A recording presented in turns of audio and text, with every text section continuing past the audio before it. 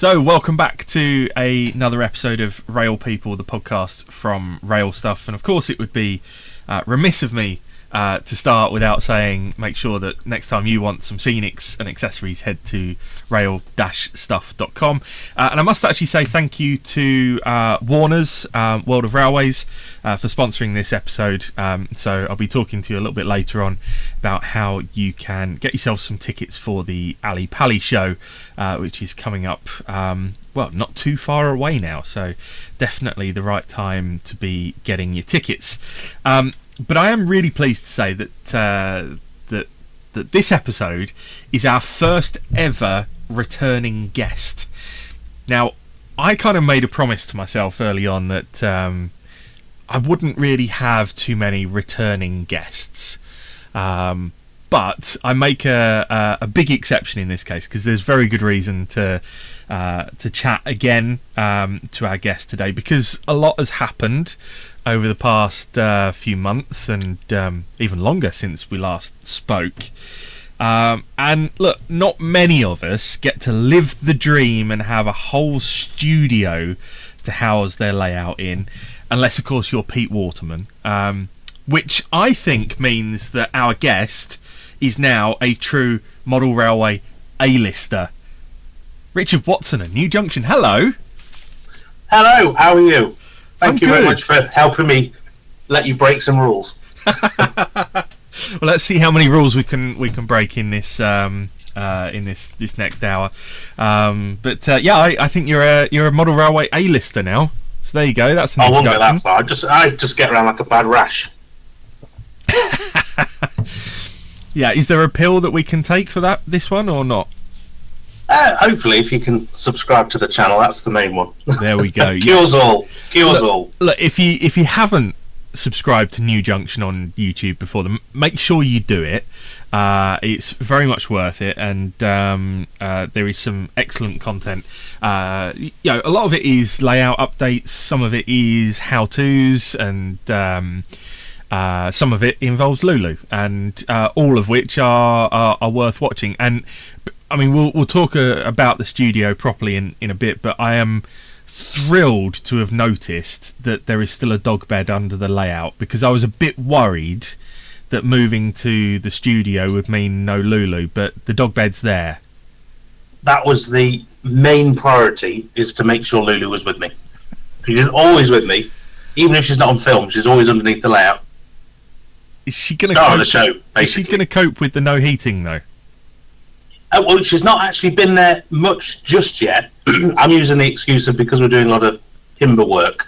Right. The floor is covered in sawdust, and she picks it up and takes it home, and I get in trouble. So, no, being the princess she is, she stays in the Rockstar coach outside and stays warm. Bless her.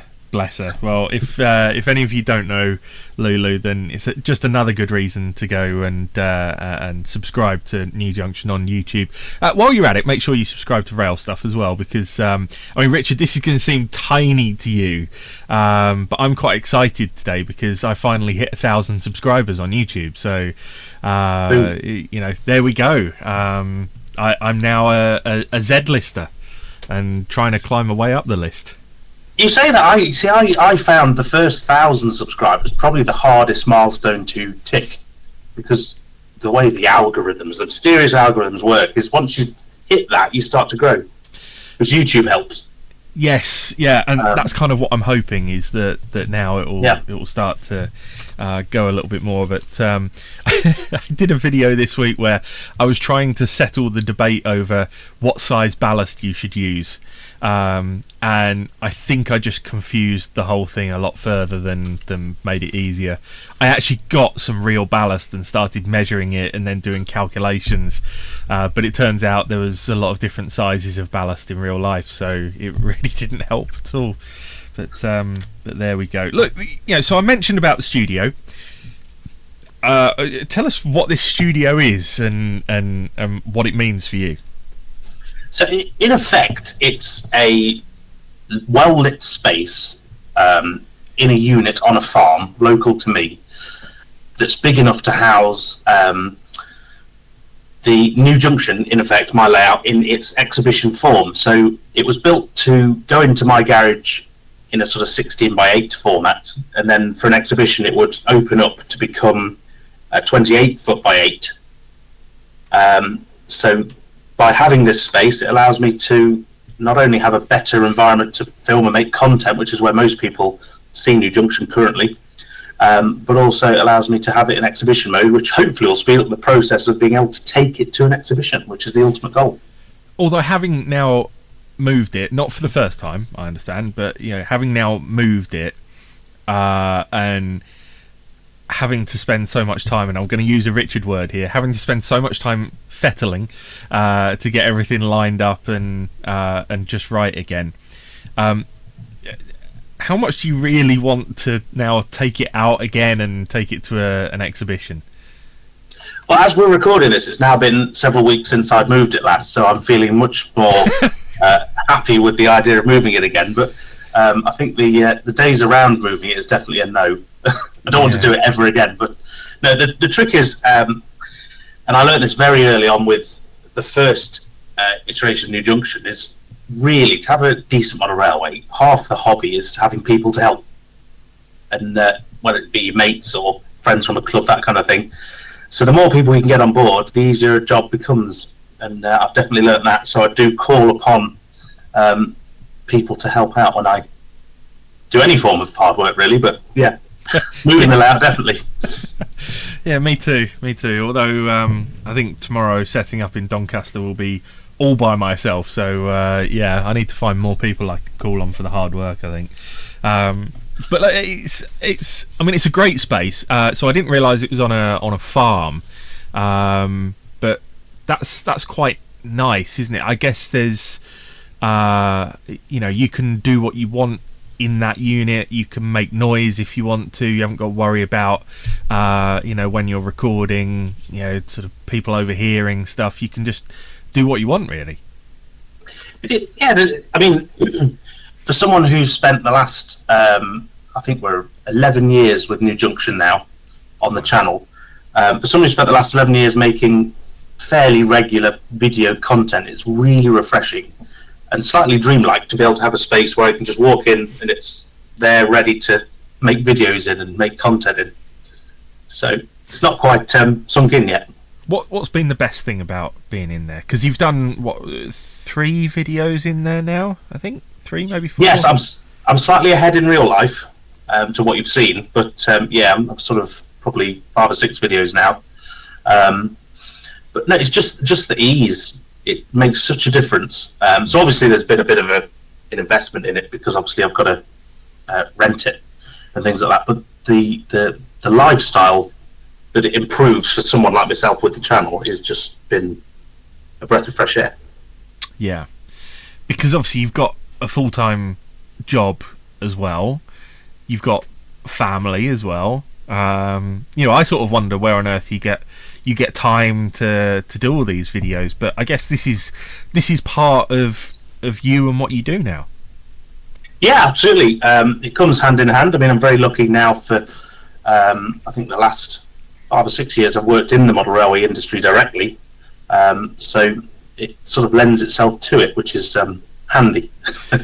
And I guess your current employers, who we'll talk about a little bit later, do get some benefits from you having your YouTube channel, and therefore they're pretty supportive, I would assume. But it's funny actually, because I mean, Accurascale, since moving to Accurascale, they've got a very refreshing attitude in the industry, I find, which is what really sort of tempted me across in the early days. But it was actually talking to people like Fran and Stephen, the directors at Accurascale, who really sort of pushed me over the line to say, yeah, go for it. These things are worth taking a jump at sometimes in life, and ultimately, if it goes wrong, what's the worst that can happen? You put it back in the garage. Well, yeah, and look, I admire you for that, because it's all of it's a risk. But if you've got the opportunity to do it, then they're absolutely right. Take that opportunity. And I spent some time recently wrestling with the idea of, do I take RailStuff into a unit somewhere, and even have it so that people can come and visit, and at the moment it's just it's a huge financial risk, but I guess it helps having that support and the backing, maybe not financial backing, but the moral support of your employers as well. Oh, absolutely. I mean, it makes such a difference. I mean, I suppose where you're coming from, being self-employed, all the pressure of that decision is on you as an individual, but no one else can really make it for you. So yeah, it's such a breath of fresh air, as I said, to have the support. And I was still considering it when I completed my tax return, and then saw my tax bill and went, oh, okay, no then. So yes, You've got to earn it to owe it. Well, yeah. It's amazing how much you have to give up. But never mind. Let's not go down that route. What the studio space? What is it going to allow you to do differently going forward? I mean, obviously, there's the space that you've got to have it in the exhibition layout, which now means that you're building the fiddle yard and everything like that. But what else does it allow you to do you think?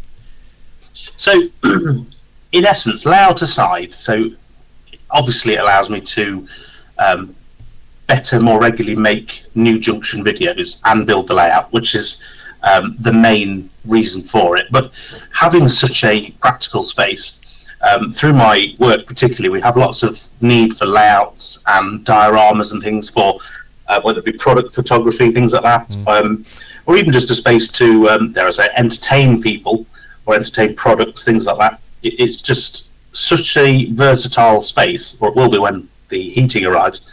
I'm still coming to grips with what it can allow me to do, to be honest. It's quite incredible, really. There's so much potential. Even like myself and you are now, we're in our offices recording this podcast. For example, a podcast could be recorded in a space like this. Yes. The potential is as far as your imagination will go. Yeah. I mean, are you considering actually sort of moving your office there and sort of wholesale being there Monday to Friday as well? Or do you think you get too easily distracted by running trains? I think, to be honest, most of my things I need for work are, so whether it be the stock, because you'd imagine working for a model railway manufacturer, particularly Accurascale, I have lots of models and show stock and things like that. It's all stored, or will be stored there. So that doesn't fit in my spare room, which is the office at home. That is where the element of work will go. But I do like having a computer at home in an office, because most of my job, believe it or not, is travelling on the road, visiting places, filming places, taking photos of things and doing shows. A bit like yourself, really. It's but it's still, ultimately, it's still nice to have a hub to come back to. Yeah, absolutely. So, obviously, we will talk about exactly what you do at Accurascale in a bit more detail in a while. But I was taken aback by the size of the response that you've had to moving a layout into a different building. It's been incredible. Yeah, I looked yesterday, and this was yesterday. I probably should have checked again today because it's probably changed. But the video where you announced the move is like 70,000 views now. I think it was 69,000 views yesterday, which is more than your total subscriber count of 43,000. So it means it's reaching new people. It's getting new attention. I guess that's having a positive effect on your subscriber numbers as well, and everything like that. So the response has been mega. It's been absolutely insane. I do think the core of New Junction has always been a random person playing it as hobby, building a model railway, and being able to share that with people.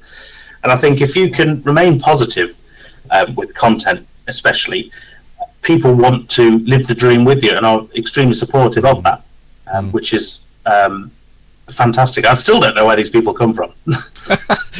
Just come out of the woodwork every time. It's amazing. And it does. I mean, when you see model railway YouTubers and the size of viewership and following, it does really put pay to that whole theory that the hobby's dying out. It's not. There's still hundreds of thousands of people partaking, and maybe it's just that actually enthusiasts are engaging in a different way these days. I mean, your numbers on YouTube are huge, but you're not on your own. Charlie at Chadwick, you two are probably the biggest in terms of numbers now, from the UK at least, or am I missing anyone? To be fair, there's quite a handful of us now. When I first started a decade ago, you'd have people like your Everard Junctions and whatnot. And can I just say, please, Mr. Everard, sort that new that new space out, because I miss your videos. We should start a petition. Yes. But I mean, the fantastic thing I think about particularly YouTube and social media is it allows people to share a hobby and come together, etc. And then, of course, you share on someone's journey, and it's not just sort of myself or people like Charlie. There's so many people now, even new channels or older channels. It's just incredible, and the level of quality as well, because everyone's got a mobile phone with a high resolution camera these days. You can just share your hobby with the world instantly, and it's amazing. You can, and I guess, is that where the YouTube channel started from? You just wanting to share what you were doing, or did you always think, oh no, I want to get thousands of views and move into a unit? I mean, when I started, it wasn't really a thing. I mean, I think if you imagine the scenario, Everard Junction, who was my favourite channel when I started, and the reason I started, I think at the time he had something like 17,000 subscribers, which at the time felt like a lot, but these days, I mean, there's nearly 100 now, and there's multiple channels like it. But it actually started, I shared a couple of photos onto a model railway forum, because I wanted to share my work and show off what I've done. Yeah. I got so many questions that I thought this is just easier to film like a 2-minute clip of me just answering all the questions and then upload that. And at the time, the forum couldn't take video, so I had to upload it to YouTube, and then rather than just leave it as an unlisted video, I set it public, and it just went nuts for the video at the time. Yeah. I think it was seen by a couple of hundred people. Got a handful Does that more video questions. Still exist? I believe so. It'll be the first one. Okay, I shall make a note of going to find that later. Insert clip here. Yeah. My best work. It's downhill since then. But no, I mean, it literally spiraled from there, and the amount of engagement and people interested to actually hear about your model railway, it was very satisfying, obviously, and then it's just gone a bit nuts since then. It seems like all of the comments that you get are pretty positive. I had a flick through a few videos, and I was trying to find a negative comment, and I was struggling to do so. Do you get negative comments on your work? Oh, absolutely. I mean, everyone gets them, whether they be constructive criticism all the way to insults, even just a sort of bit of trolling. And I definitely think if you're going to open yourself up to, the wider world, you've definitely got to have broad shoulders and just treat it as water off a duck's back. How do you process that and cope with it, though? I mean, it depends on the nature of the comment. If it's constructive criticism, you take it on board, you thank people for their feedback and try and understand the intention that it was meant in.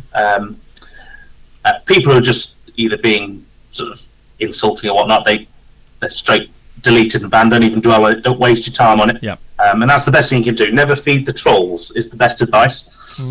Although sometimes you do get some nuggets of gold from these people who genuinely, I think, whether they're jealous or I don't know. But I had a comment once which was meant as an insult, and I actually think it's a personal achievement, because someone once called me Poundland Pete Waterman. for what I'm doing. And they meant that with real vile, but I was blown away by that. And even to the point that when I saw Pete next, he came and shook my hand. He said, "You've made it."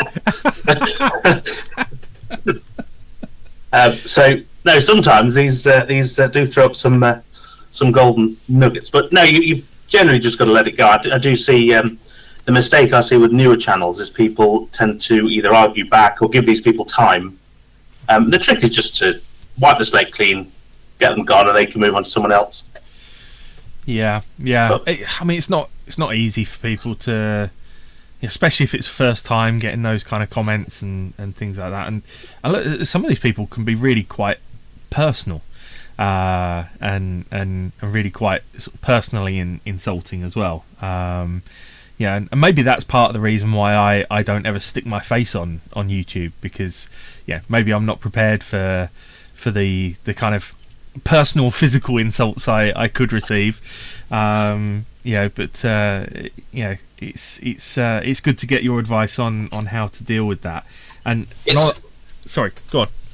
So I was going to say, it's interesting in all the years I've had. I mean, there must be thousands and thousands of people comment these days, but in all those years, I've never had someone come up to me directly and be a troll to my face, because that's just. I mean, they will now they've heard this, but but no, when you're stood on a stand or something at a show and there's sort of 6'1" of you stood there, you find these people tend to melt away. Yeah, the old keyboard warrior mentality. Hide behind. Ultimately, if that's their hobby, fine. Yeah. Maybe they should make a YouTube video about their hobby and see what people respond to that. Hey, but anyway, do you still enjoy doing YouTube, or does it in any way, shape, or form become a bit of a chore sometimes? I mean, absolutely. I mean, my passion before I got back into model railways actually was video content. I used to do Lego animation, stop motion. That really took a long time. That was painful. So I don't think I could have kept that up. But this was an avenue which sort of ticked a lot of boxes for me. Really like making content, really like this sort of creation side, the sort of freedom to do what you want, depending on where your imagination goes. So it sort of ticks a lot of boxes. It can be difficult trying to stick to algorithm targets sometimes. So if you're doing it if you're making content just so you can put out 2 or 3 videos a week because YouTube wants it, I think most people will run out of steam eventually. Yeah. So I do try and make videos as and when, because I find it gets me out of bed in the morning. But no, I wouldn't recommend doing things for algorithm's sake, because you're doing it for the wrong reasons at that point. Yeah. And I think, one of the things that is always so positive about your content and others as well is that the passion for the hobby shines through, and that's what makes them an engaging watch. So I guess by trying to stick to algorithm targets and stuff like that, then before long your passion's going to stop shining through, and you'd naturally lose viewers anyway. Absolutely. And I mean, dare I say it, hopefully with my videos people will see that it's all genuine content. So if you see me do something on video, on camera, normally that's the first time I've done it, or so if I make a mistake or if it doesn't look 100%, that's genuine. So I'm not trying to be someone I'm not, or there's no trying to get it perfect for video, because that would also drive me nuts. There are times when maybe because obviously when I watch your videos, there's a lot of stuff that I go, that's how you do that. Okay, that makes sense. But then there have been times when you're doing something and I'm like, no, that's no. And then 5 minutes later you'll go, that wasn't quite the way to do it. So, but it's nice to see that, and I think we get that with Charlie from Chadwick as well. He keeps all of his mistakes in, and even his recording mistakes as well. And there's nothing better than when Charlie gets the giggles about something. But I still remember very, very early on, years ago, watching one of his videos, and I think his wife came in and said, "I'm hanging the washing out," and he left it in, which I thought was great. So I think we all want to see the person as much as the layout. So is it therefore you have to consciously be yourself, or do you have to try and present things? Are you playing a presenter role, or are you just being you when you're on camera? I think that's the same as I mentioned before. If you model honestly on camera, you've also got to be yourself on camera. Obviously there's certain rules, like I'd never recommend swearing. Behind the scenes I've got a real potty mouth. He has. But yeah, of course you can't do that on YouTube, because you don't know who your audience is. Ultimately, there could be families watching, things like that. There's certain ways you'd edit yourself, but no, in terms of the presenting me, that's just me doing it to camera with a mobile phone on a tripod staring at me, which is a very odd experience, really, when you think about it, because you're sort of usually in a room on your own, just with a camera. Yes. But you're having a full-blown conversation for half an hour with yourself. Yeah, exactly. And I think actually just touching on equipment, so to speak, there will be people out there that are doing their own channels, or maybe thinking about doing it. So you record entirely on your phone, or you have other equipment as well? Entirely on a mobile phone. Wow. You've got to keep it simple. Same again. If you like equipment and cameras and things, go to town on it. That's your hobby. It's your choice. For me, I would lose interest very quickly. Having to set up a DSLR or a proper camera with extra lighting and things like that, I'd lose interest before I've even started filming.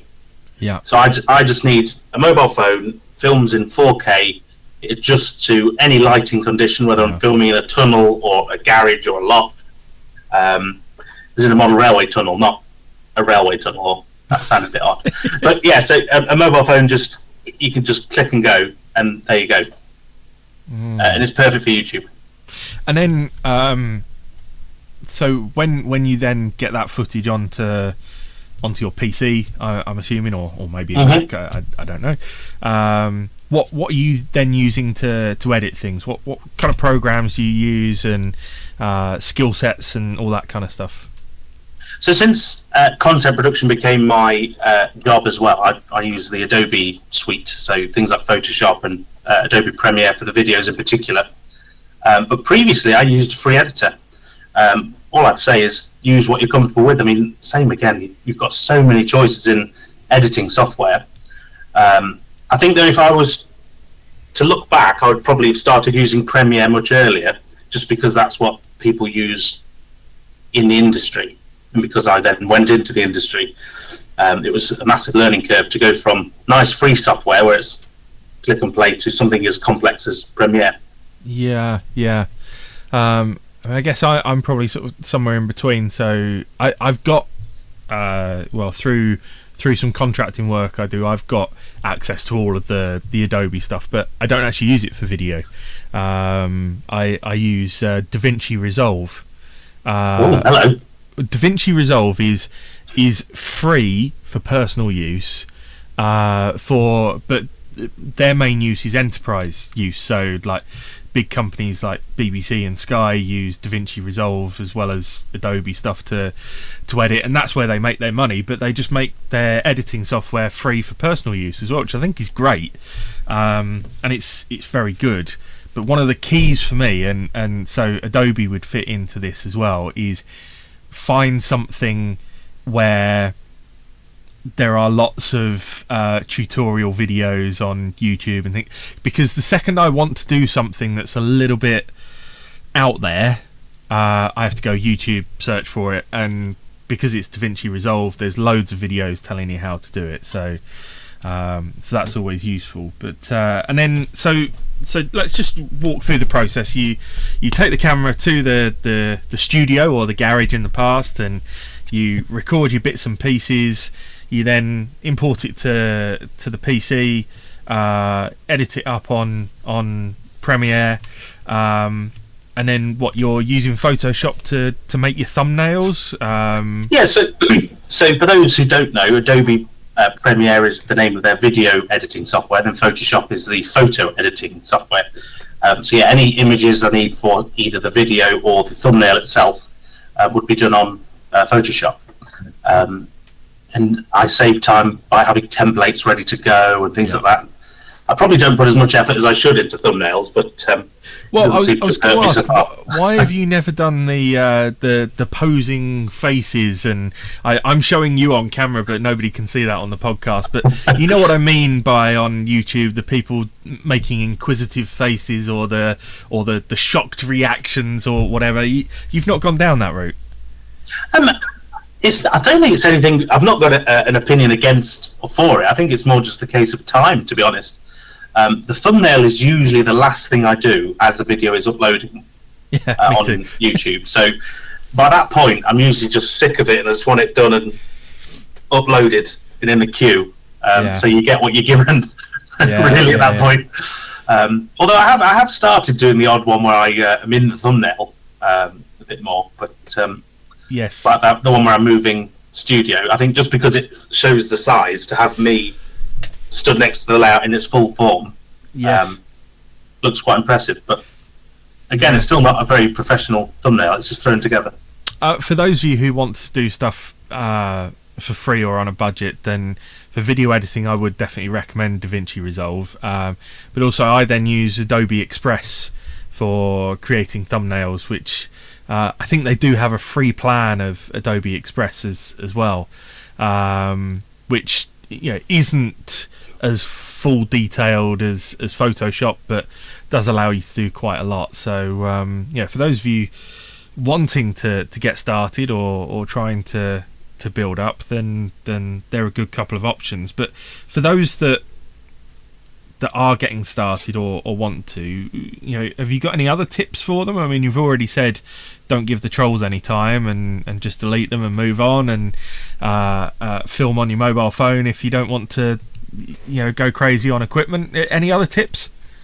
I think that for me, over the years, I've learned definitely you've got to do what you want to do, because it's your hobby. You're the one who has to do it. So if doing things a certain way or using certain pieces of equipment or software is easier for you, even just the same as what controller should I use for my layout, you've got to use the best one that suits you, not that suits everyone else. So if you like doing filming on a mobile phone, doing a 10-minute video, and that suits you, go to town with it. If someone doesn't like it, that's their problem, not yours. And the other thing I would tell particularly new channels is don't be disheartened by the subscriber and viewership score, because it takes years to build it up.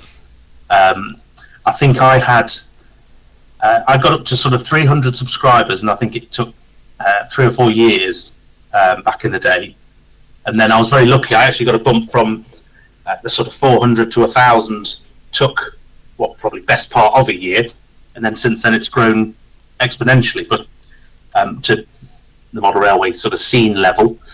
But the trick is just to plod on and do it for the enjoyment. If you're doing it for sort of subscribers or viewership counts, things like that, I think you'll get disheartened very quickly with YouTube. Yes. Yeah, and I think anyone who thinks that they can just jump in and get to the 1,000 mark, pretty quickly, I think I've done all right for it to only take 4 years to get to 1,000. That'll do, or 1,005 as I see now. So it's still ticking up. So thank you for those subscribing. I think as well, since working in the industry, I would add to that as well. I think, particularly early on, it's very tempting when your videos sort of feel like they plateau. I would be very tempted to question if you ever feel the need to do sort of clickbait for clickbait's sake, because you never know what bridges that's going to burn in the future. So I did YouTube for sort of 5-6 years, as we know, and then subsequently got a job with Hornby Magazine, and through Hornby Magazine I was working with all manufacturers and things, and then now Accurascale. Now, if I early on sacrificed sort of short-sighted gains for burning bridges, shall we say, for the sake of clickbait, I wouldn't be in the position I'm in right now. Yes. So I'd always say just take a step back and have a think about what you're actually putting out there. That's not to say don't put things out there. If you've got an opinion, you're free to voice it. It's just be a bit smart with it. Yeah, and be mindful of the potential repercussions. You know, even if it's not an immediate repercussion, it may just be, you know, people's view of you in the future, for example. It's it's really good advice. I mean, you must have favourite other channels you watch. Who else do you watch? To be honest, I mean, same again in my role, particularly the previous role of the magazine. It's my role to sort of keep tabs on most channels. So I dare say I probably watch more channels because of work than I would if I wasn't in the industry. So one of my tasks through my job is actually to look at people who maybe would have a different audience, or who I could send models to or samples to, things like that, so they could make content just to say, here's the new X, this is what I think of it, this is what it looks like running around my layout. If you've not seen it, this is the item.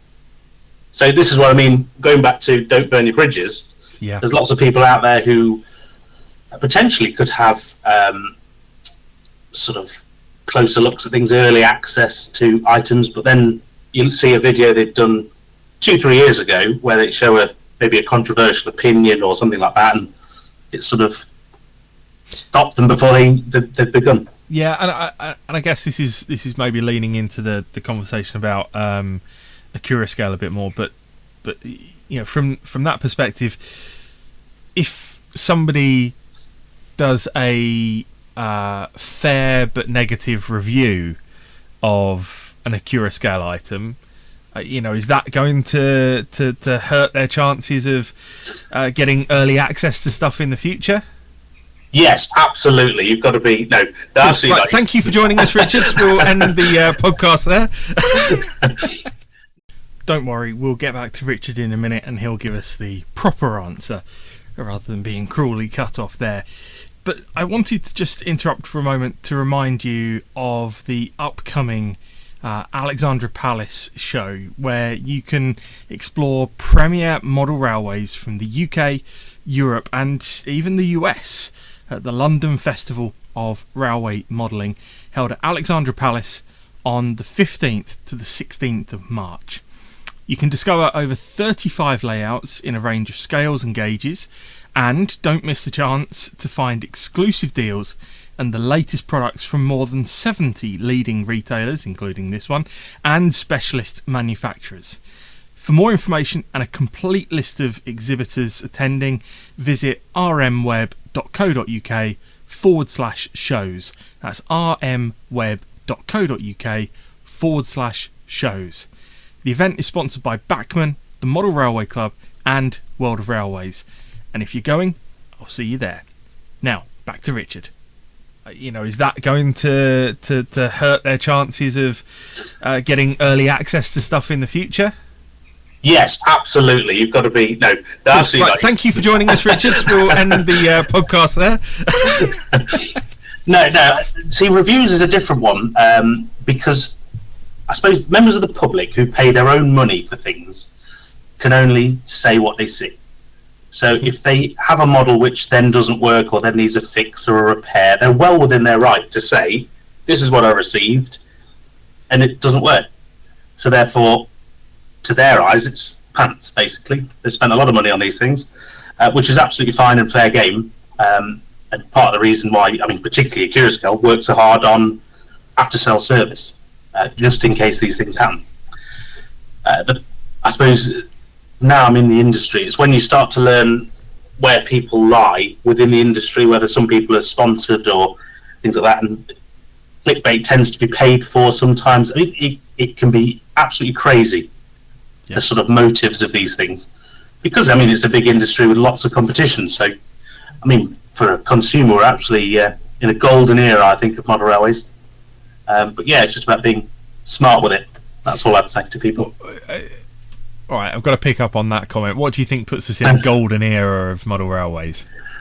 Oh, blimey, we've got... I mean, let's just take double O gauge for a prime example. We've got it's something ridiculous, like 20-plus manufacturers who are standalone making new toolings and powered models, which are the most expensive things to make currently.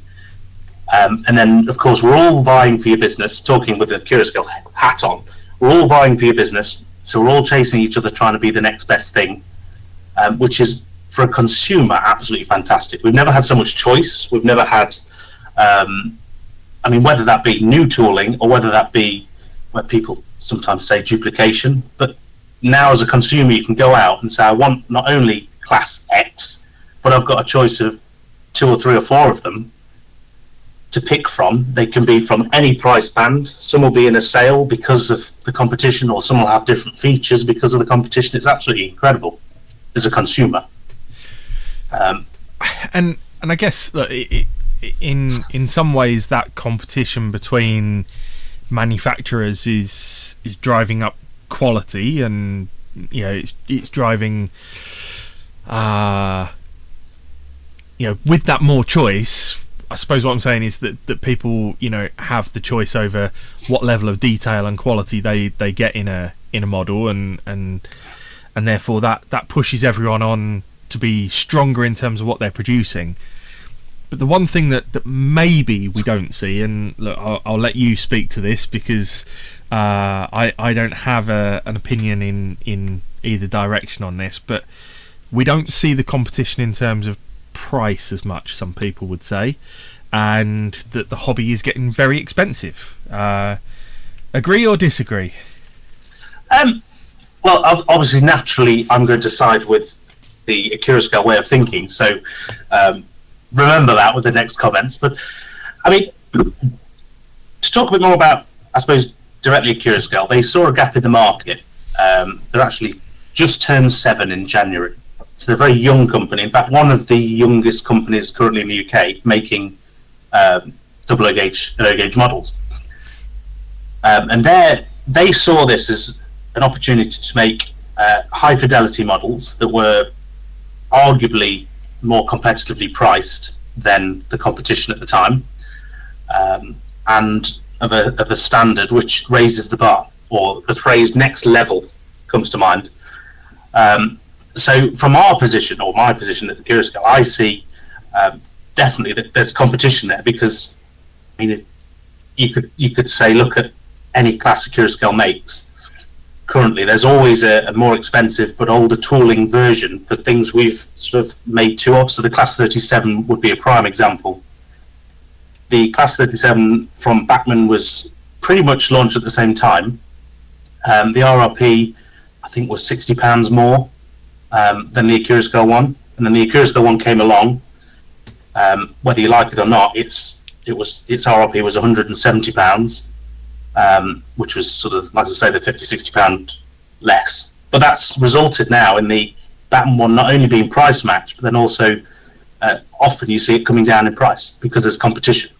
Yeah. As a consumer, you wouldn't have that if, say, Accurascale's model wasn't there. But also, if Bachmann wasn't there, Accurascale's model would be more expensive because we'd have no reason to be cheaper, or more affordable, I should say.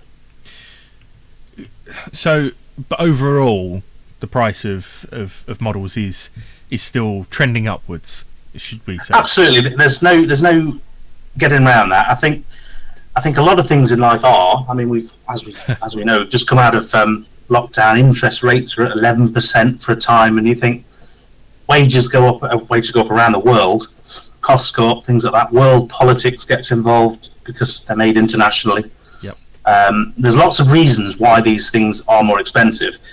I'm going to put my head on the block now and say that in the UK, I believe we are spoilt on costings, because if you look at Europe, just across the pond, as it were, their model railway prices are much higher, easily a third higher across the board, and that's just the way it is. And I think eventually, I mean, we'll get there. But you've got to remember, these are luxury items for the most part, particularly what for example, Accurascale make. So they should come last in your priorities of spending.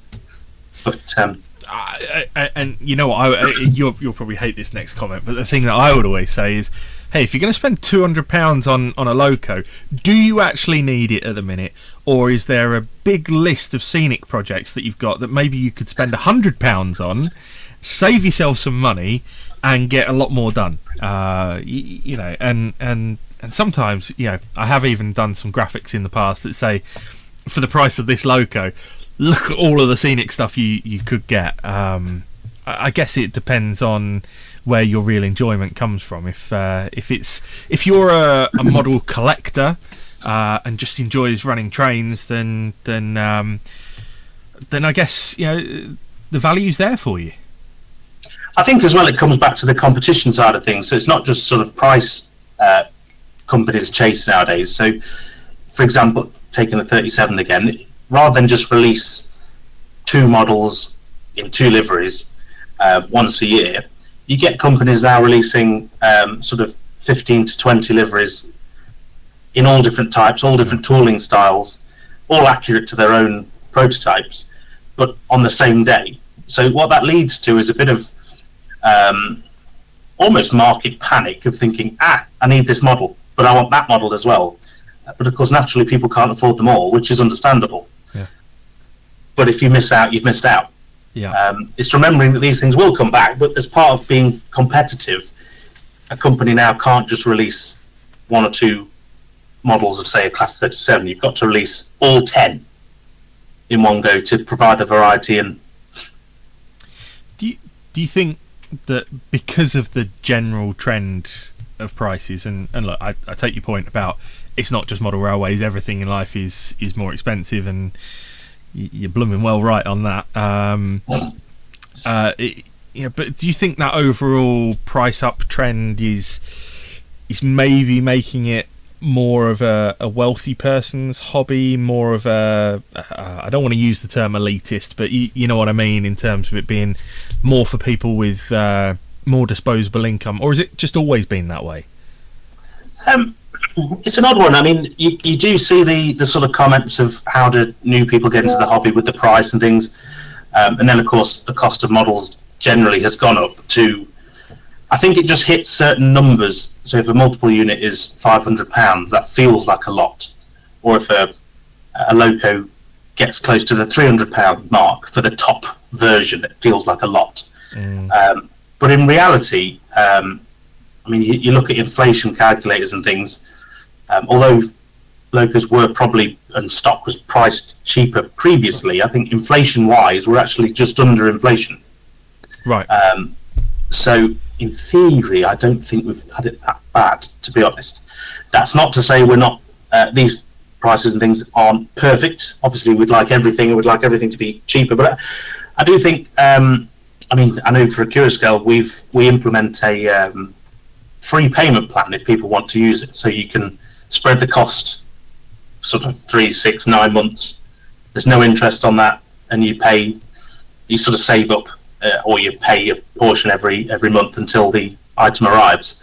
But that's what I do at home. I just save up for things I know are coming, and I've had to, because I physically don't have the spare pocket money to be able to just splash out when things turn up. So there is a bit of got to sort of save up your pocket money, I think. But yeah. I mean, to a certain extent, you'll get me cancelled with this conversation. I mean, to a certain extent, every hobby is inherently quite expensive. Not every single hobby. There are, you know, very low price hobbies out there, but you know, I do a lot of sim racing, and that is blooming expensive. By the time you got your gaming PC, your rig to sit in, your monitor, your headset, your wheels and pedals, and I dread to think how much money is invested in the thing directly behind me.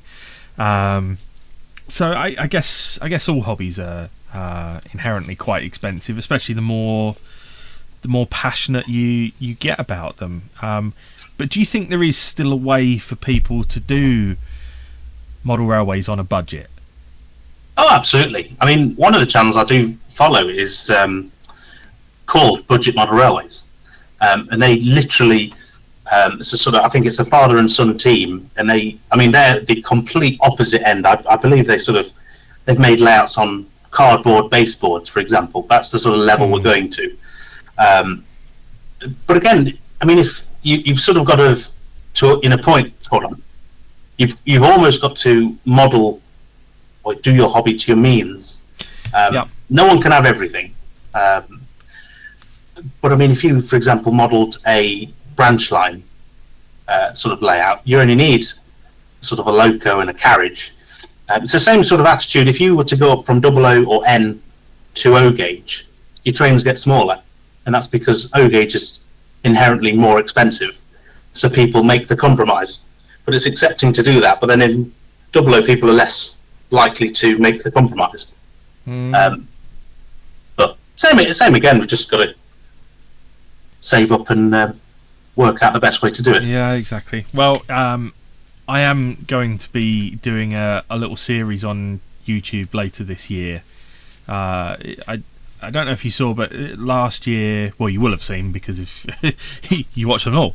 I think it was Hornby Magazine did like a £500 layout or something like that. That's still quite an investment for people. So I'm going to try and build a layout for £100, all in. So scenics, loco, rolling stock, track, everything. Can I do it for £100? I think it's going to be tough, but we'll give it a go and see what the options are. And I like to set myself a challenge, so we'll give it a go and see whether you really can do model railways on a budget. But I think you probably can. And look, I guess you got to shop around as well. Oh, absolutely, yeah. Always got to shop around for a bargain. And I suppose, again, coming back to the competition thing, without the competition, there'd be no need for manufacturers to be competitive. So whether that's pushing up the technology or whatnot, and the price becoming more competitive. And there is a point where I've heard of with other manufacturers, this was with the previous job, of models that would have been amazing to see, but manufacturers have canned them because of the worry that they would have to be too expensive to bring to market. Yes. Because either the tooling is too much or things like that. And so it does have a detrimental effect as well. And manufacturers literally, I think, are at the point where they have to charge these things because they have to. Yeah. One of my past jobs, I used to work in sales for a premium audio manufacturer, and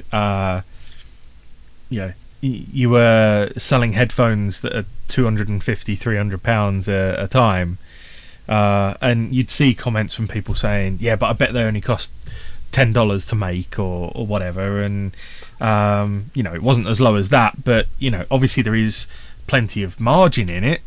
But I think what people often forget is all of the stuff that has to go into the making of a product. It's not just as simple as that product costs $10 to make and sells for $100. There's all the stuff in between where you've got to ship it from the factory back over to the UK. You've then got to put it out to retailers. You've got to have people doing your job to market it and promote it. You've got to have the packaging. You've got to have all of the promotional material that goes around it. You've got to support your retailers. You've got to provide your retailers with margin, distributors with margin, and it very, very quickly gets swallowed up to the point where actually you think we probably need to make it more expensive. So do you think sometimes that maybe we just don't have the vision of all of the parts that add up to a total retail price of a product? I think so, but I mean, let's be honest. I suppose it's a group hobby where people step away from their real lives to enjoy. And if sort of, dare I say, a little gripe about the hobby between hobbyists is part of the hobby for a lot of people, why not go for it? Yeah. Because you've got to remember where the customer's mindset is. They're no longer at work. They're no longer thinking about life. They're not worried about the problems that bother them in their own lives. It's a bit of escapism. And I think, especially as we've gone online with the hobby, we then have to expect that those conversations that would normally be within a clubhouse of old are now online. Same again, I mean, these things are all taken on board as feedback, and same with so many manufacturers, they're all trying to better each other and be competitive. But no, we've also got to be understanding as manufacturers of the model at the other end of it. Yeah. And appreciate where they're coming from. And you mentioned about going online. I might give you an opportunity to raise more controversy here. I don't know. You might have a very benign opinion. Yours and Accurascale's opinion on online retailers versus model shops. Where do you and Accurascale as a brand sit on that, and how do you treat them differently? Well, I suppose my background, before I was in model railways at all, I used to run my own business, which was shop-based without a website. So I did that for 10 years. So I know full well the feelings of website businesses versus retail businesses. Yeah. And there'll always be the exception to the rule. But for the most part, I think the people who want the face-to-face experience, a shop will never be replaced. But then in the modern world, there's lots of people who just want convenience and just want to order that box of track or piece of scenery and want it tomorrow, and they don't want to go to a shop. That also has a place. Yeah. I mean, speaking from Accurascale's point of view, one of the ways that we're able to remain competitive on price is the fact that some of our stock is sold direct. So yes. Accurascale technically is an online business as well as a business that supports bricks and mortar stores. That may seem like it counteracts each other, but that's the trade-off we have to make so that we can make slightly more on some models to then be able to still support the bricks and mortar stores, which are important in the industry as well. Yeah. And that's not to say you can't thrive without a website, for example. I mean, one of our good customers is Great Eastern Models. I knew you were going to say Great Eastern Models. Good old Anne and Helen. They are the prime example of a shop that doesn't do online sales, but through their sheer personalities, presence, etc., online, the irony, they have created a massive following, a very loyal following, and they do extremely well. They're one of our top retailers, and to say they don't have a website is an absolute credit to the both of them. Yes. Because I think if you work at it, you can make anything work in whatever style you want to work it, really. There's always exceptions to the rule, but there will be people always who'll sit behind a counter and wait for the customer to come to them. Yeah. Where when you're in sales, you've got to go and sell your service or product to the potential customer. Yeah, you do. So, and I mean, the ladies at Gem, bless them, they don't have to do that. And they like a sausage roll as well, which is nice. Well, exactly, yeah. And I follow them on social, and their sort of cult following that they've got. But actually, before that, I have actually been into that shop in the past because my parents live sort of more over that way. So, and it's a great shop. It's a great shop. And look, when I was a kid, my local I grew up in Essex. Don't hold that against me. But my local shop was John Dutfield in Chelmsford, which I think is still going today. It's not owned. I used to go in there in the days when it was John Dutfield behind the counter, and I think he's long gone now. But without a local model shop in those days, I wouldn't have been able to get into the hobby. But do Accurascale sell to online only retailers as well, or yes, I believe we do. I mean, I won't say we sell to everyone because we don't. But no, if you're a credible and passionate business about the hobby, we will look to see if we can work together and things like that. So it's not something to be held against someone, and I don't think it's something someone should be ashamed of admitting or things like that. If you find a market selling online to that kind of customer who wants to just buy something online and be offered good service that way, go for it. Yeah, and it obviously I'm coming from the other direction. By the way, that wasn't me making a pitch, because I don't do track and trains. I don't do and I won't do. I want to stick with my specialism. But obviously I see it from the other side as a online only retailer. I say online only.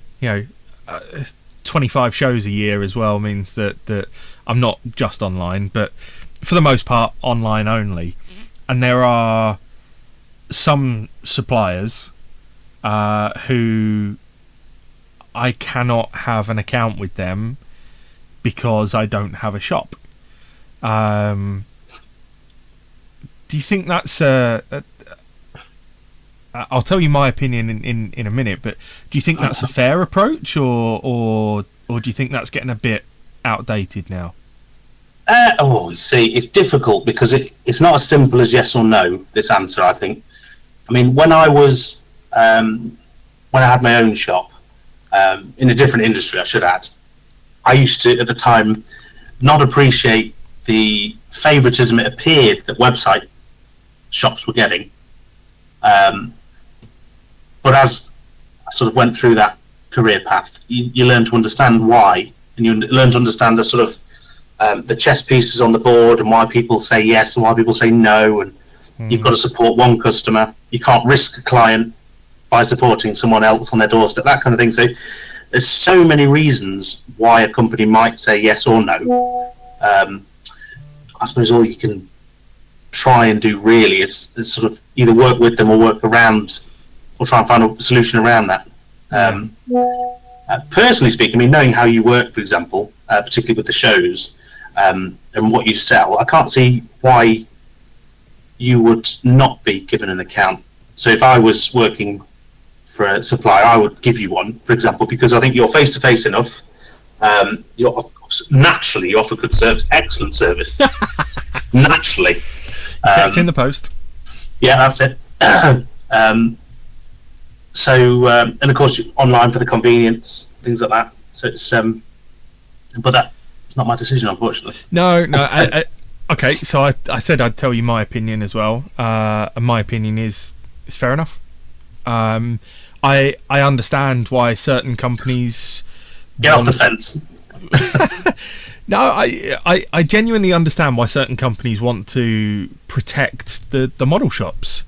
And I'm very clear in saying that the model shops are the bread and butter. They're what brought me into the hobby, and they should be supported. My only concern is that the market is changing, and we know that a lot of model shops are dying out, but also some of the biggest model shops, and by me emphasizing biggest, the kind of people I'm talking about, they're probably, and I may be completely wrong, but they're probably doing 75% of their business online through their web store now anyway. So just because they've got a shop, does that make them different from somebody who is just an online retailer? And an answer I got from one company, and I'm not going to say who, because their answer was bordering on illegal. Was that we need to manage the prices in the market, and I said, okay, well, what do you do if retailer X knocks the price of your product down too low? He said, I'll just pick up the phone and tell them to put it back up again. And that is illegal. That is price fixing. That is anti-competition. And I just thought, wow, there's still elements of that in the industry, and actually we need to move on a little bit as the market changes. But at the same time, I think it's great that we want to support model shops, and if I had the opportunity, I would have a model shop. But entering the market now, it doesn't make sense to have a shop. So I think it just depends how you adapt to the conditions you're given as a businessman or woman. So if you find that a lot of your customer base are not coming in because they want a website or they want the convenience of a website, offer them a website. Or if you find if you're a web retailer and you're not getting suppliers and you want more local custom, open a shop, for example. You've got to adapt to the conditions you're given. I do think there's a dare I say head on the block time again, but there can be an entitled attitude to, I have a business, whether that be a shop or web, so I deserve an income. And that's not, unfortunately, when you're self-employed, that's not how it works. No. You then have to earn that trade. You do. So, I mean, if I was to be blunt, my local model shop is probably half an hour away, 40 minutes away from my front door. So for me to go there, I'm already out of pocket in terms of time and fuel just to go and visit my local model shop, which I do regularly. So then I ask myself, what does he do to make me want to make that journey? Give a shout out to your local model shop, by the way. So I'll get in trouble now. Tony's Trains in Rugby is my local model shop. And the reason, Tony, bless him, he obviously stocks all the things you'd imagine in a local model shop. He will happily get the kettle on, let me chew on his ear for a bit. That sounds weird. But chew his ear off is probably the better better. phrase. Yeah, I got some really bad images now, Yeah. You see why I go down now. Yeah. But no, I mean, it's just going that extra mile. And then, of course, he does a lot of voluntary work for my local heritage line as well. So he, as a person, has made himself worth supporting. Yes. Because he supports me as a customer. He offers good service, for example. Shameless plug. I'm not being paid to say any of this. But he has also, then in recent years, started his own website because he's found a lot of people presumably want the convenience of, I just want to click on this in my work lunch break and order it and it'll be here tomorrow. Yes. Because we can't always spare an hour or two to go and visit the local model shop. No. But we can still support them if they're adaptive and they've got that right attitude. And that makes sense. That does make sense. I mean, for me, I've got in one direction 30 minutes away is Hobby Goblin in Stoke, which I don't go to. 30 minutes in the other direction is there's Tops Trains of Stafford, who I see them at a lot of local shows and things like that. And then probably 40 minutes in the other direction would be TTC Diecast of Derby, and I see those guys all the time at shows and events, but there is nothing local to me. I'm going to have to be in the car for at least 30 minutes in one direction. So yeah, you're looking at probably best part of a couple of hours out just to go to a model shop. And as you know, when you got a family, you don't often get given a couple of hours of time, do you? So unless they're in bed. That's funny you say that. Actually, it's another advantage to Tony's Trains because he's just down the road. He's based on a Canal Locks in Hill Morton, and he's just down the road from a public play area. So it's an excuse to take the kids to burn off some steam while Daddy goes and has a cup of coffee with Tony. Good, and you're actually helping Tony out this weekend, aren't you, at Doncaster? Yes, as we're recording this, in Doncaster, yeah. So I've helped Tony with shows before previously. He, being I suppose a one-man band, he does know a lot of his customers. A lot of his customers and now friends help him out where he needs it. And unfortunately, I've drawn the short straw, and I'm helping him out this Sunday. What are your day rates? Because I've got a couple of shows where I could always use some help as well. Well, it depends what I'm doing, really. Currently, it's track. Where are you heading shows-wise this year? So where will we see you? Apparently, anywhere you're going. Right, so you're heading to Glasgow at the end of this month, then? Yeah, so Accurascale shows, ones where I actually have to do something for a living. I'm taking our wares to Model Rail Scotland. We're doing 2 NEC shows this year with the Model World Live show, and then the Festival of British Railway Modelling in November at the old Worley slot. Yep. And we're also doing a handful of smaller shows. Actually, we're doing more regional shows than normal this year, and open days. Yeah. Just to sort of try and mix it up to sort of spread the love geographically around the UK. So we're doing quite a few in the northeast this year, and actually one on the south coast as well. Ooh. But it's going to be nice. We're doing a few things with Heritage Railways as well. So if they have a model event or a show where it's suitable for us to turn up as a manufacturer, yes, it helps to support them, and because they've supported us or going to that kind of thing. Well, if you ever find yourself heading towards Foxfield or the Churnet Valley, then let me know, and because they're right on my doorstep, which is great. I think I'm doing 25 this year all told.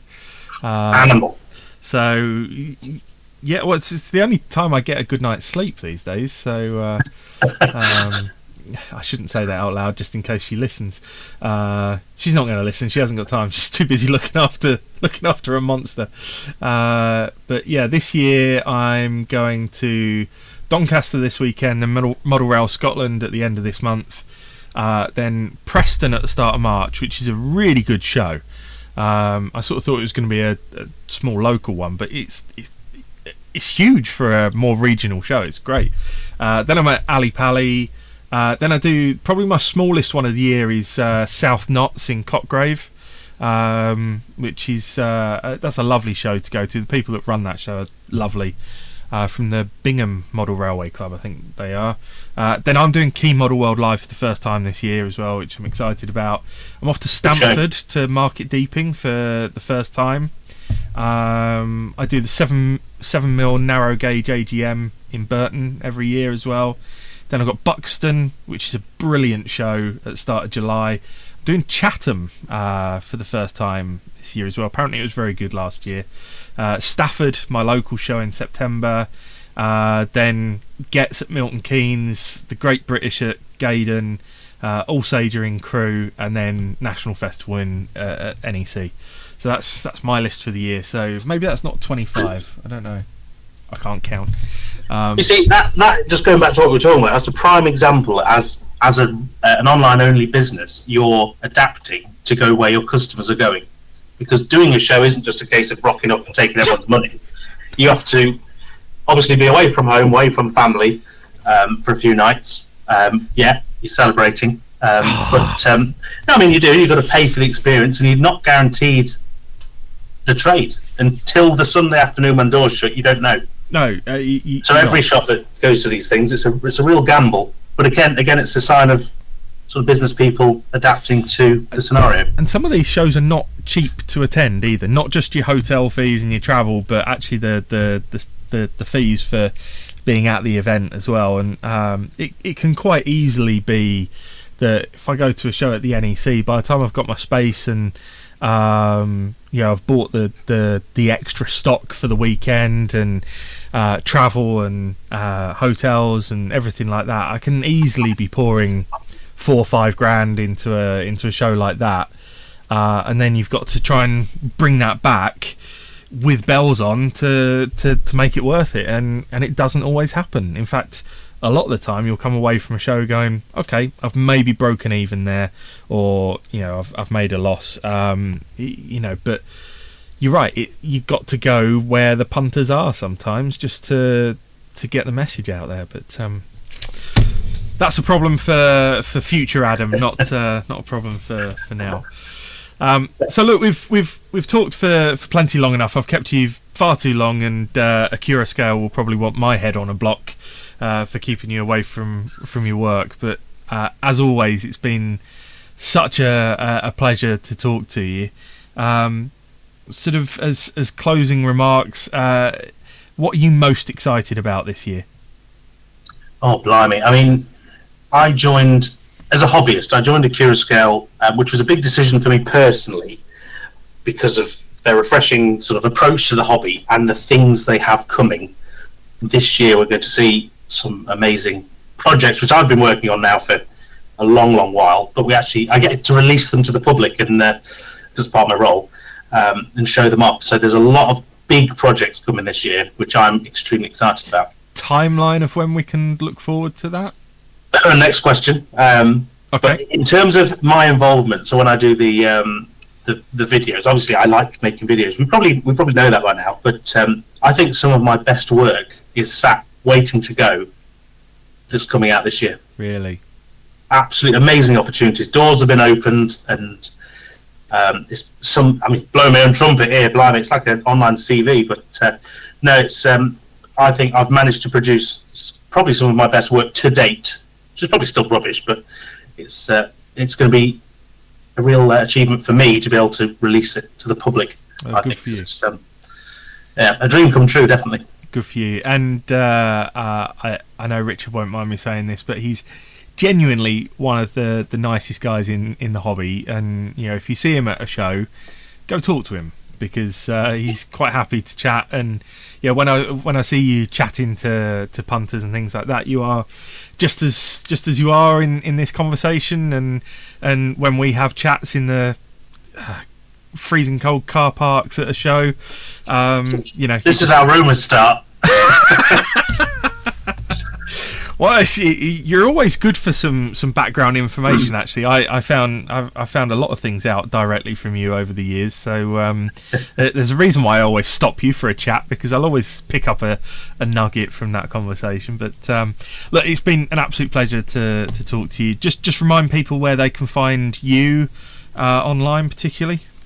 So my own personal layout is documented on the YouTube channel New Junction, which is youtube.com/New Junction. And of course, if you'd like to see my efforts working with Accurascale, naturally accurascale.com, and you'll see all the latest models. Excellent. Well, look, have a safe journey on Sunday. I look forward to seeing you. You are going to be autographing a roll of plaster cloth for me. I think I've definitely made it. It's an on-running, long-running joke, that one, but we're going to finally do that. And I guess I'll see you plenty of times across the year. But thanks once again for giving up so much time. And hey, good luck with the unit and the layout. And we're all excited to see what happens next. Thank you very much for your time. Pleasure.